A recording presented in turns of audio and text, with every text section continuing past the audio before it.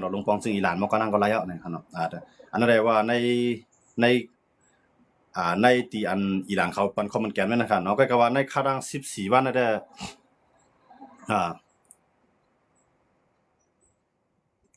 ในคาดัง14วันอันที่ปืนเผา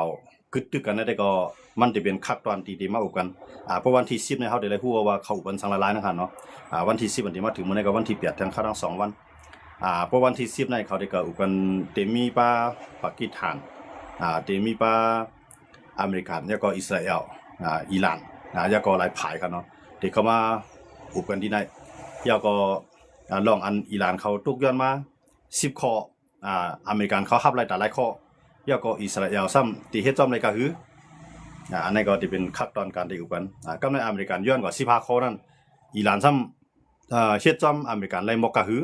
ที่มาเป็นขั้นตอนอันที่ว่ามาสิทธิ์การสิทธิ์โทกันเนาะต่างภายต่างตั้งคลายเหมือนกันอิหร่านคลายตา10ข้อให้เฮ็ดจอมก็มันก็เตรียมไล่ตั้ง10ข้อเนาะเพราะตั้ง10ข้อในผมว่าอเมริกันในเตรียมไล่ก็ยื้ออิหร่านอันนั้นได้มันเริ่มจะเปลี่ยนแล้วก็ว่าอยู่ที่อิหร่านว่า2มันจะยอมขึ้นหรือลองนิวเคลียร์อันอเมริกันเขาเป้าหมายสูงสุดที่เฮ็ดบางตึกนั่นก็ลองนิวเคลียร์นั่นนะครับเนาะเพราะว่าอิหร่านเตรียมใจเต้พร้อมแล้วเต้เฮ็ดนิวเคลียร์เต้ในให้จุ่มIA เขาให้เขามาด้วยถึงดีได้นั่นค่ะเนาะให้เขามาด้วยอันเกี่ยวข้องลองนิวเคลียร์นะให้เอาปันเขายังก็ให้เอาเขามาแจกด้วยทางว่า2อิหร่านมิเตให้กวนอันเกี่ยวข้องลองนิวเคลียร์ให้เขามาแจกที่โครงการของอิหร่านก็ได้รับปากที่ไหนนะอันนี้ได้อเมริกันเขาทุกย้อนไว้เพราะว่ามันรับปากได้ตรงไหนก็บอกว่าบางตึกก็ได้10กว่าแท่งแล้วนะเพราะบางตึก10กว่าแท่งว่าป่วนใส่15วันในเขาตกลงอันเฮ็ดมาจังได๋อันอุกันขึ้นตึกกันแล้วมีข้อตกลงสั่งกันไล่ใจกันทางซิมิโอได้ก็บางตึกนั้นได้ขึ้นเกียมตื้อหรือเก่าครับเนาะแต่ว่าอันนี้ก็อิหร่านก็มีข่าวยามอยู่14วันในครั้ง14วันได้ก็พอเตรียมเดินตึกไปอิสราเอลก็เตรียมได้กับตึกอิหร่านเนาะอิหร่านก็เตรียมได้มาตึกอิสราเอลกำในฮิซบุลลอฮ์ก็เตรียมได้ตึกใส่อิสราเอลก็เตรียมได้ตึกใส่ฮิซบุลลอฮ์ก้วยกับการขึ้นตึกนั้นจะการถอยตับซึกออกครับเนาะหวังว่าไปตัวงาลายไปตัวข่าวยามอันที่เข้ากันมันจากหนังมื้อเรื่องใน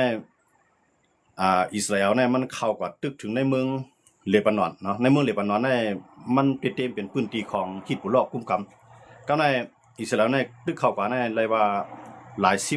สิบลักเอาครับเนาะหมอก3ถึง40ลักเอาที่ลูกก็ที่เมืองอิสราเอลกว่าก็เข้ากับลึกถึงในเมืองของเลบานอนก็เป็นพื้นที่ของฮิซบุลลอฮ์กุมกำครับเนาะก็อิสราเอลเนี่ยมันไปถอยทับซึกออกนี่แหละย้อนว่านั้นมันเป็นข้อตกลงกึดตึกนี่ขนาดเนาะกึดตึกกันแล้วก็พอกึดตึกกันแล้วในขั้นตอนตั้งนานั่นก็จะเป็นขั้นตอนการอุบโอ้กันว่าที่เฮ็ดสั่งละลายที่มีข้อมักมันจะหือเพราะว่าภายนึงเฮ็ดจ้อมไรอยู่ก็จะเย็นเป็นปางตึก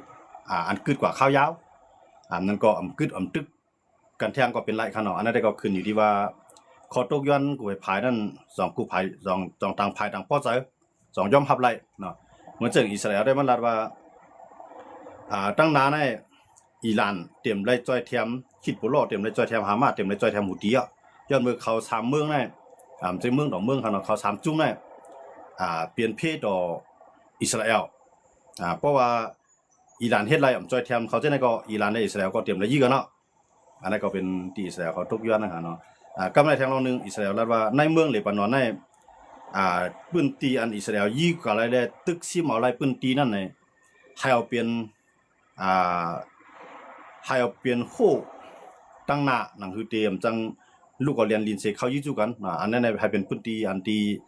ต่างภายต่างที่เตรียมไรเข้ามาให้อิสราเอลในตั้งไรตั้งมือขับไรมอกกันได้นะครับเนาะหนังคือพวกเตรียมเข้ามาถึงเมืองอิสราเอลไรนั่นในอิสราเอลก็ทุกย้อนไปลองนึงครับเนาะผมว่าอิสราเอลในขยามปางตึกนับตั้งแต่ปางตึกหามาดก็ใจขยามอยู่หมอก2ปีกำไรมันก็เข้ากับซิมถึงในเมืองสนุนกาซาครับเนาะมื้อนี้ก็มันก็ไปถอกเสียงมันก็รัดว่าเอาเป็นโหแลนลิ้น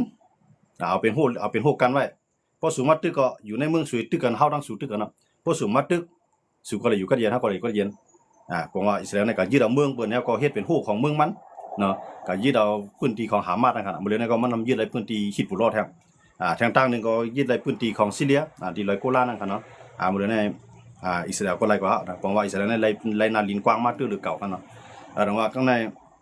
อิสราเอลก็ถามว่ามันเพิ่งพอใส่ที่มันเลยมังอิหร่านบ่กันได้เนี่ยมันก็เพิ่งพอใส่ที่เองมันใครมันเหลียวหรือในแท้ ก็ในตั้งตะวันออกกลางเขารู้นะตะวันออกกลางก็รัดว่ามันจะหนังซาอุเขาอยู่อีเขาเนี่ยเนาะมันจะกาตาร์เขาจะในเขารัดว่าอย่าให้อิหร่านให้ขึ้นพุทธปอมาอะไรแท้งในการซึกมันนั่นอย่าไปให้มีเชียงแต่ประเทศไทยไปเลยแท้ง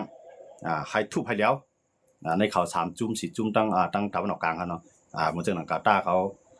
โอมานเขาปาเลนเขาหลายๆภายเขาเนาะให้ทุบอิหร่านเนี่ยก้อยการนั่นแหละมันคือมันจะว่าเขาย้อนเอาดีไล่มันใช่ครับเนาะก้อยการมันดีขึ้นอยู่ที่อเมริกันเลยอิหร่านเขาตกลงกันได้ก็คือเพราะอเมริกันทันว่าน้ำมันเท่าไรมือเอาไรมือกล้ามือขายออกกันก็ในอิหร่านที่ได้ปีนไปแลกไล่ปึงอุปึงเตรียมได้จ้อยแทมผู้ก่อการให้เช่นในก็มันจะเป็นคอตกลงพวกอิหร่านยอมรับไรก็อเมริกันและอิหร่านนั้นก็ได้ขึ้นมาเฮ็ดโกนขึ้นครับเนาะจังหวะเงาไล่การเมืองนั้นได้เมืองไรเสียมบ้าครับเนาะมันลุกเตรียมผู้เขียนใส่มาเปลี่ยนไว้ลีย้อนเมืองเนี่ยย้อนเบอร์ตั้งหันถึงเหมือนกันก็เปลี่ยนผู้เขียนกันการกล้าการขายตกลงอะไรก็เป็นผู้เขียนกันก็ในเพราะว่าวันไหนวันหนึ่งว่าการกล้าการขายมันตกลงกันได้การเมืองอุบกันได้มันก็ได้ขึ้นมาเป็นอุ้ยดีกันอันนี้เป็นสภาวะของการเมืองกูเมืองก็เป็นเช่นนั้นครับเนาะว่าจะเป็นจุ่มอะไรก็ต่อให้ต่อสู้ไอ้พวกแก้แค้นตันให้พวกเอาการซึกไอ้มังไปซึ่งเลยอุบนั่นได้มันเต็มมีเมืองอะไรเฮ็ดอะไรก็เข้ามาด้วยตัวอย่างเหมือนจังอเมริกันในอิหร่านในพวกมาแตกแข่งกันก็มันตานอเมริกันได้ง่ายๆครับเนาะก้อยก็มันซ้ำเป็นในเมืองมันเลยมันมีศูนย์แกดเขตเต็มที่มอกกันนั่นก็อันนั้นหลายก็ได้ว่าอิหร่านเนอิหร่านในเต็มมันมีตั้งเรือก็ค่ะเนาะมันมีตั้งเรือก็ย้อนผู้นำได้ตายกูวันฮะเนาะตายกูวันตั้งแต่ตึกกันมาเนี่ยก้องก็มาภายชายขาวเขาว่าก็มาภายกุ้มกำฮือเขาว่าก็มาภายกุ้มกำดังกลางเฮาเขาว่าก็มาผู้สั่งการซึกว่าก้อยกะที่คั่นน่ะกำก่อ2 ข้อยังบ่ได้แต่งตั้งตั้นใดขนาดนั้นเนาะเฮ็ดอะไรก็ลองนึงก็ยอมกันกว่ากำไรเหมือนเจ้าหนัง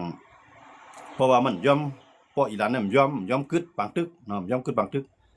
อเมริกันก็ยอมกึดเนี่ยเหมือนเจ้าหนังก่อคากในอเมริกันลาดว่าเดียวติ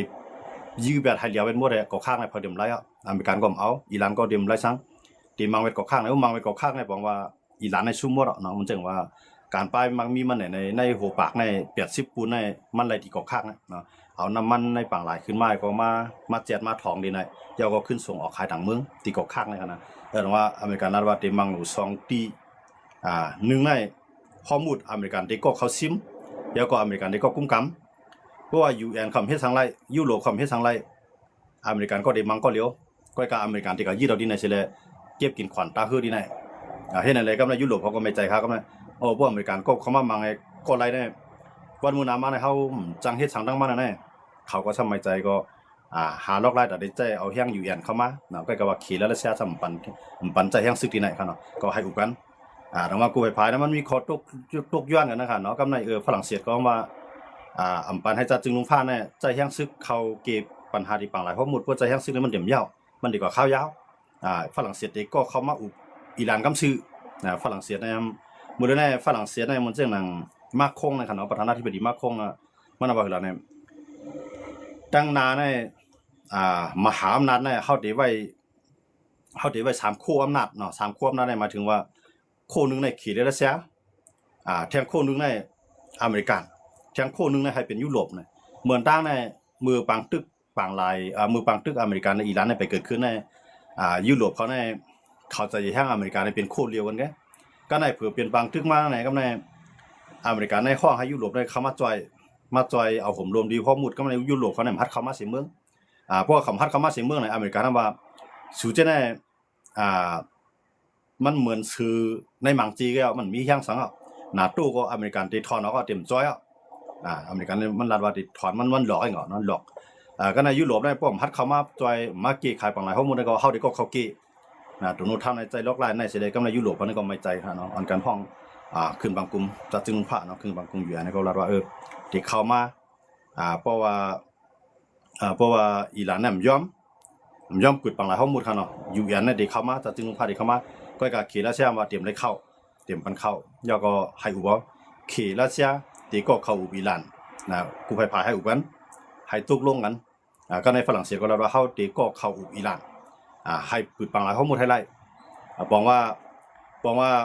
ยุโรปและอเมริกันนั่นในข้ายามมือเลียวก็เฮาว่าเนาะในข้ายามมือเลียวในตั้งแต่ประธานาธิบดีโดนัลด์ทรัมป์ขึ้นมาในเขาก็เตรียมพวกใครเมียงกันเนาะย้อนไปทางหลังเนี่ย ย้อนว่าโดนัลด์ทรัมป์นั้นลาเขาหลายปอกลาอังกฤษลาฝรั่งเศสลาเยอรมันโดนัลด์ทรัมป์นั้นมันได้ลาบ่เขาก็ลาบ่ดังแก้วปานเลยดังออสเตรเลียดังเกาหลีใต้ยากินหมดค่ะนะมันลาบ่เลยโดนัลด์ทรัมป์ได้ว่าวันตั้งนานในอันเฮาก็ซอยสู่จังได๋ในตับซึกคนก็มีจังได๋เพราะว่าสุ่มมาจอยผมรวมหุ้มข้อมูลในก็ตู่ไปตู่มาตั้งนานเนี่ยเฮ็ดให้โดนัลด์ทรัมป์ก็หลอกเนาะหลอกยุโรปเขาหลอกเยอรมันหลอกอย่างเขาห้องออสเตรเลียเขาเนาะมันในเอเชียเนี่ยมันได้มีอยู่มหาอำนาจ3พายเขาโดนเอเชียใน3พาย4พายว่าขี่เขาเนาะก็ในอันใจกึ่งของเขตเนี่ยอันเป็นกึ่งของอเมริกันเมืองตั้งในมันได้มีอยู่มหาอำนาจใน3เมืองใน3เมืองในกลุ่มเอเชียเขาเนาะมันได้มีออสเตรเลียแล้วก็เกาหลีใต้เกี่ยวปาดนะเมื่อกี้มีอยู่3อันน่ะอันเป็นกึ่งอเมริกันเขาว่าเนาะกึ่งอเมริกันเรียอเมริกันเขาไปนับว่าขี่เขานะขี่ได้เป็นกลุ่มเอเชียได้ใจว่ามันเป็นคู่ต่อสู้ตั้งอเมริกันนี่ยาวขนาดเขามาด้วยดีแน่ๆเนี่ยเขาได้หันจังเรื่องว่ายุโรปเขาใคร10กว่าตั้งนานในยุโรปนั่นเด้เอาป้ายมังมี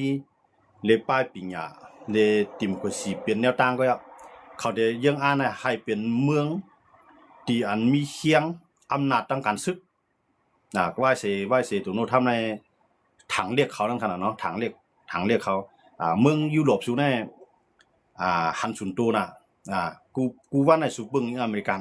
เพราะอเมริกันดูตั้งปึงมาในสูอำจอยทั้งหลายสูจะในคีโกน่ะตัวโน้ทำในหลาเนาะลืมเรื่องน้ำกามันยังวนว่ามันได้อันกว่ายี่เราเนี่ยกินแลนนะครับเนาะกุนกินแลนยาก็คองปานามายาก็เม็กซิโกอันนั้นจะได้เป็นยุโรปหมดครับเนาะอเมริกันในอันเดียวกับยุโรปนับตั้งแต่นั้นมายุโรปและอเมริกันในเขาก็ห่างกันมาว่าก็ในบางทึกที่ข้อมูลในแค่ประเทศไทยอเมริกันและยุโรปนั้นห่างกันแท้ย้อนเบอร์อเมริกันรัฐว่าเข้าได้ตาเข้าได้ขี่ก็เขาเฮ็ดก็ไรรัสเซียเขาก็เฮ็ดก็ไรเกาหลีเหนือเขาก็เฮ็ดก็ไรอันนี้เป็นตั้งหลักของโดนัลด์ทรัมป์กันนะบอกว่าเฮาใครเลือกเฮ็ดก็ไปก็ไรมียุโรปก็เป็นสัง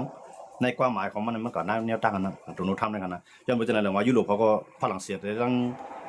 ฝรั่งเศสอังกฤษเยอรมันเขา3ก็ได้ใหญ่หรือหมดในยุโรปเนาะมักมีหรือเปิ้นแก่นแข็งหรือเปิ้นทั่วทั้งการซื้อว่าเขารัดว่าเฮาก็ได้เป็นโคอำนาจของเฮาเลยอยู่ภายใต้อยู่ภายใต้อยู่ภายใต้อเมริกันอยู่ภายใต้รัสเซีย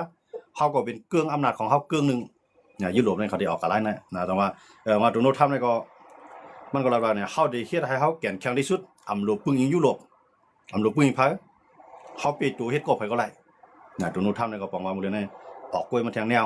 เนาะออกกล้วยมาทางตั้งเพราะว่าในกำพร้าวเขาในเมืองตั้งเนี่ยมันได้มีคอมมิวนิสต์และดิโมคราซีมันได้มี2เกื้องในครับเนาะมันได้มีเกื้องของขี่เขารัสเซียเขาอันฮันลีเนี่ยตั้งคอมมิวนิสต์อันฮันลีเนี่ยตั้งเอาเจ้าหน้าอุปเปิงว่างเมืองมันก็ได้เกื้องของจุขี่รัสเซียเนี่ยซึ่งนั้นก็ในอันฮันลีเนี่ยตั้งอเมริกันเขายุโรปเขาก็ได้เกื้องมาสู่เขาเนี่ยก้อยการตั้งนานได้มันได้เป็นกว่า3เกื้องก็ในโดนัลด์ทรัมป์เนี่ยเจออเมริกันเขาเฮ็ดก่อเมืองไหนเขาก็ได้เฮ็ดก่อก้อยการตั้งการซึกนั้นได้เขาให้ปีตูอันนั้นได้โดนัลด์ทรัมป์เนี่ยมันวนจังนั้นก็มันจังฝรั่งเศสก็รัดว่าเพราะเขาได้ใจอเมริกันในเฮาไว้วางใจแล้วเขาก็ดีเฮ็ดให้ปีตูข้างกล้วยยุโรปในเฮาได้เลยแก่นแข็งเฮาได้เลยมีอำนาจต่อรองต่อขี่เขารัสเซียเขาไล่ต่อรองต่ออเมริกันไล่ชื่อว่าเฮาเดียวอเมริกันว่าอยู่ตั้งนานเนี่ยฝรั่งเศสก็ออกมาปืนเผาจังได๋นั่นได้บอกว่ายุโรปและอเมริกันก็แตกกันบางตึกบางหลายข้อมูลในขณะเอาบางตึกอิหร่านในขณะก็โคอำนาจต่างๆตะวันออกกลางเนี่ยมันก็จะมีเหมือนเช่นอิสราเอลนั่นขนาดเนาะอันแข็งแข็งในอิสราเอลก็ในอิหร่านเนี่ยมันตกลงกับอิหร่านมันเลยว่ากวยน้ำเนาะกวยน้ำก็ในก็กับอเมริกันเป้าหมายของอเมริกันนั้นมันใครอิหร่านร่วมมันจึงเข้าว่าตะซีเขานั้นมันใครอิหร่านในร่วมยันประชาชนพวกอิหร่านในร่วมปุ๊บในอิสราเอลเนี่ยมันใครก็ไปก็เลือกมันได้กูไปมันก็เต็มอันหนาอเมริกันมันอเมริกันก็ไม่ใจโดนได้จังว่าให้ขึ้นปั่นอิหร่านให้ขึ้นมาทางกั้มก็กับว่าอิหร่านนั่นเตะถอมอเมริกันเลยถอมอเมริกันตีเลยเฮ็ดจ้อมหนังอเมริกันใครเปลี่ยนหรือเฮ็ดโก้นั่นครับเนาะอิหร่านก็เลยพ่อนดีอเมริกันก็เลยพ่อนดีตีอำกว่าจุขี่เลยรัสเซียตั้งเดียวกันใครเฮ็ดโก้ตั้งอเมริกันจ้อมเนี่ยอเมริกันได้ว่าจังนั้นเมืองตั้งในอิหร่านเนี่ยย้อนเบอร์อเมริกันเขาเล่าว่าเมืองสูในมั่นใจดิโมคราซีเมืองสูในก่อนแนวเครื่องคอมมิวนิสต์ย้อนอะไรเฮาบ่กล้าขายดอกสู้บ่ผมกล้าขายดอกเฮาปีกป้ายมันมีของเขากูภายก็จังกล้าขายส่งออกเตี้ยๆกันเนาะก็เลยเรียนจุขี่รัสเซียเนี่ยก็ย่อมอันหนาเป็นใหญ่ก็เรียนจุขี่รัสเซียเนี่ยว่ากำลังชุดมาเนี่ย1เฮ็ดจังได๋ติ๊กในอเมริกันในเขาในแค่ซิงเงินนำติ๊กๆกันเนาะทั้งว่าขี่เขารัสเซียเขาได้ก็เลยมาเขาก็ถึงเป็นวิธีเขาต่อให้เป็นลงบองจึงดิโมคราซีก็ย่อเขาก็ได้เฮ็ดก็ เราให้เป็นคอมมานีลองคากวนนับหมื่นนับแสนนับล้านนะยะเขาก็ยังเป็นไว้ก็แต่ว่าพอให้จังได๋ได้ในอเมริกานะมันต้องว่าอีเอามันจังว่าอันไรที่อเมริกามันดีเนี่ยอำก่อนเนี่ยตั้งถึงคือสิเนี่ยอเมริกาเขาได้ผลจังว่าอเมริกาเขาได้ปากอีใส่ให้กว่าทุกเขตรัสเซียไปได้งั้นเนาะแต่ว่าเด็กตั้งนานได้ก็อเมริกาในพวกตึกเป็นตัวรถถ้ำของเขาว่าเนาะพวกแต่งก้อเขากำจังว่าเนาะพวกตึกเป็นตัวรถถ้ำได้ก็มันก็ลาว่าอเมริกาในถึงโดนเลยปึงยิงไผอ่ะเขาปิดตัวห้างกล้วยไปก็ว่ายังซึกอันเขาก็ไว้ในเกี่ยวปานเนี่ยไว้ในเกาหลีใต้เนี่ยหลายๆเมืองเนาะออสเตรเลียจะได้ในเพราะว่าเขาจะได้อำรู้เอาในก็อเมริกันในพร้อมแต่ได้ยินรีถอนตับซึกออกก็ว่าอันนี้เป็นการหลอกให้เหงาเนาะก็ถามว่าตุนุทำมันที่เฮ็ดอะไรที่ฮะเนี่ยซึ่งในงบก็เต็มแล้วเฮ็ดอะไรเพราะเฮ็ดอะไรปุ๊บเนี่ยก็เป็นพ่อนี่ตัวขี่ลุ่มๆเอาหั่นเนาะมันจังว่าอันกับเวียดไว้ในมันจังหนังกว่าอยู่ไว้ตั้งกว่าอยู่ไว้ตั้งอย่างในฟิลิปปินส์เนาะแล้วก็มาอยู่ไว้ที่ญี่ปุ่นมาอยู่ไว้ที่เกาหลีใต้ซึ่งในมันเป็นตาล้อมเขตไปหมดแล้วครับเนาะเต้ๆเนี่ยก็ในอเมริกาในตั้งวนของตุนุทำนั้นว่าอันเฮายังสึกเอาไว้ในย้อนบ่เฮากับผมรวมบรรสูเลยเปิ้นหาเทศสังนังสูเขาตุนุทำในเตวนนั้นก็กะตั้งเกาหลีใต้เขาจะปานทำวนว่าที่อเมริกันมาในก็ตอนตาค่าน้ำหนักดอกเขเอาเข้าในเป็นแนวหน้าสังว่าญาพี่มาเขาก็พร้อมที่จะช่วยอเมริกันก็กะปังตึกโปรแกรมในอเมริกันกับตึกในอเมริกันนั้นได้ลาเท่าตั้งในก็ต่างภายก็ต่างทางพิษกันอยู่นั่นขนาดเนาะมาดูโน้ตเท่านั้นมันหลาบนกูวันนะฮะเนาะหลาเนี่ยมันไหวผีไหวภัยกันเนาะมาจะเป็นอวยลีของมันในยุโรปเนี่ยมาจะเป็นอวยลีของมันในเอเชียเนี่ยหลากูก็เป็นเจอผู้นำในขนาดว่าสื่อจะในขี้โกขี้ยานโหดต้นหลานนั่นได้ข่าวว่าก้วยเหรอขี้โกขี้ยานเนี่ยก็มาเขาจอยตั้งดีปังหลายข้อมูลในเอเชียเหมือนเจอหนังเกาหลีใต้เขาเกี่ยวปานเขาในลูกก้าขายส่งออกในตั้งนำตั้งหลายในแห่งไรสุ่มมาผมรวมที่ไหนก็ในยุโรปสุก็ปึงยิงปังหลายข้อมูลในเส้นตั้งปังหลายข้อมูลในแห่งไรสุ่มพัดเข้ามาตั้งกลางเขาในเขากุ้มไม่หมดแล้วคือในก็เขาพูดทุบแล้วหมดแล้วแห่งไรสุ่มไปฮัดเข้ามาในเดี๋ยวนู้นทำหลาเขาแล้วกันเนาะในมันเปลี่ยนปีใหญ่ของลุงฟ้าก็ว่าตั้งหลาดของเดี๋ยวนู้นท่านั้นมันเอี่ยวอุ้ยหลีมันห่างมันออกกว่าก็ในกูเมืองในอันเขาเมืองใหญ่เมืองหลวงหาเนาะมันเจอเกาหลีใต้เขาเกี่ยวปานเขาจะในเขาก็ว่าตั้งนานในเขาได้เฮ็ดก็ภายใดนึงในเขาได้เลยจังน้ำหนักนี่เดียวก็เขาได้ปึงตัวเก่าให้นำที่สุดบอกว่าเกาหลีใต้ก็ห่างแห่งครึ่งแล้วนะกูเมืองในเพิ่มเงินเขาว่าเพิ่มแถมเงินในการซื้อในนำขึ้นมากูเมืองค่ะเนาะกูเมืองค่ะเนาะอันเมืองที่เป็นเมืองก้อนขอทั้งหลายนะก็ตั้งนานในให้บอกว่าปึ้งอเมริกันนี่มาจอยอะไรยังมันก่อมจอยอะไรก็ซื้อเรื่องหาเนาะเขาอยู่ตั้งตาวันออกกลางในตับซื้ออเมริกันในคือว่ามีไว้กูเมืองในคูเวียดในปาเลนในโอมานในแล้วก็กาตาร์ในซาอุดีอาระเบียแล้วก็ตั้ง UAE อิรักเจอในอิหร่านยื้อใส่กูเมืองฮะก็กับอเมริกันผมรวมมันเขาไล่เตี้ยนขนาดเนาะแต่ว่าเขาจะในก็ที่ไปอเมริกันในก่อนเปลี่ยนเอาเนี่ยก็เทียมดีเดียวเงินนั่นก็ใจในป้ายปิญญาเอาเงินนั่นก็ใจในป้ายมังมีเหลียวก็ในตีเลือกเส้นต่างตีเอาเงินในมาใจในเครื่องเทคโนโลยีเครื่องหลักๆเปลี่ยนชิ้นใหญ่เนาะกูเมืองตีห่างแห่งตัวจังนั้น